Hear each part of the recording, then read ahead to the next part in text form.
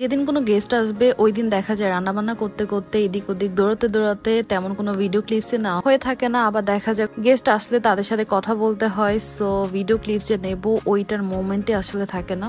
তারপর আজকে ছোট ছোট যেগুলো ক্লিপস নিয়েছিলাম ভাবছি ওগুলো দিয়ে তোমাদের সাথে একটা ভিডিও শেয়ার করি। আজকে সকাল থেকে মোটামুটি অনেক কাজকর্ম করা হয়েছে। সকালে ঘুম থেকে আর্লি উঠে গিয়েছিলাম, তো ভাবলাম একটু হাজব্যান্ডকে রান্না করে দিই। লাস্ট উইকে সে বাইরে খাবার দাবার খাইছে, তো আজকে ভাবলাম একটু যেহেতু আর্লি উঠছি সো তাকে খাবারটা একটু বানাই দেই। ভাত দিলে তাকে অলওয়েজ দুইটা আইটেম দেওয়া লাগে, সো আমি একটা ভাজি করতেছিলাম আর একটা হচ্ছে মাংস রান্না করতেছিলাম। তাকে সকালে রান্না করে দিলাম। আর আজকে বিকেলের আগে তেমন কোনো কাজ ছিল না, আমি কালকেই মোটামুটি সব গুছিয়ে রেখেছিলাম যেহেতু আজকে গেস্ট আসবে। আমাদের প্রোগ্রাম যেহেতু রাতে ছিল, তো আম্মু বিকেলে হচ্ছে রান্নাবান্না স্টার্ট করে দিয়েছিল।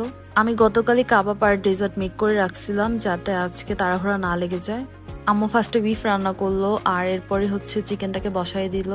আর আজকে আম্মুর একটা জিনিস ভালো লাগছে কি, মানে আম্মু তো এমনিতেই নর্মালি আমাকে অনেক আদর করে, বাট আজকে মনে হচ্ছিল আরো বেশি আদর করতেছে। মানে আজকে যখন মাংসটা সেদ্ধ হয়েছে আম্মু আমাকে দেখানোর জন্য বলতেছিল, পরে বলতেছে যে এটা খেয়ে দেখো।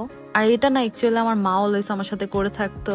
আর ওই মোমেন্টে আমি খুবই লাকি ফিল করতেছিলাম যে আমার মা আমার সাথে যেভাবে ট্রিট করতো আম্মু ঠিক ওইভাবে ট্রিট করে, সো আমি খুবই লাকি।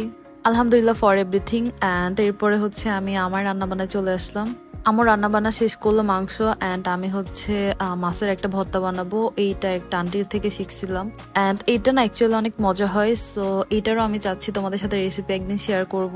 যারা মাছ খেতে চায় না তাদেরকে যদি তোমরা কেউ এই ভর্তাটা খাও তাহলে দেখবা যে বারবার এটাই খেতে চাচ্ছে।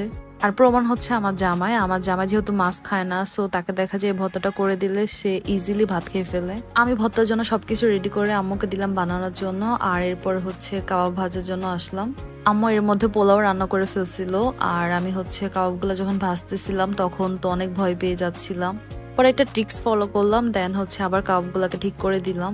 আর এটা এতই মজা হয়েছিল যে আমি একটাও ভাগে পাই নাই, সো নেক্সট আবার বানাতে হবে।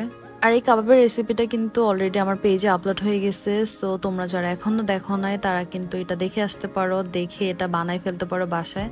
এরপরে হচ্ছে বেগুন ভাজি করে নিচ্ছিলাম। এইটা তো মানে আমার শ্বশুর বাসায় কমন একটা খাবার।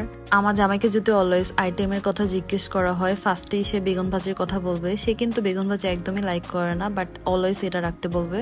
আর এরপরেই সবাই চলে আসছিল, তো সবাইকে খাবার সার্ভ করে দিলাম, সবাই খেলো। এরপর হচ্ছে ভাইয়ারা ডেজার্ট নিয়ে আসছিল, তো ওগুলো একটু দেখতেছিলাম, প্লাস আমি যেটা বানাইছি ওগুলোও দিচ্ছিলাম।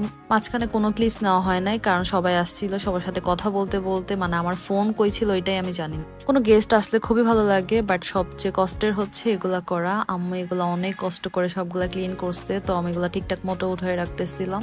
আর শেষে আমি একটু ডেজার্ট খাচ্ছিলাম, এটা আমার ভাগ্নে নিয়ে আসছিল, খুবই মজা ছিল।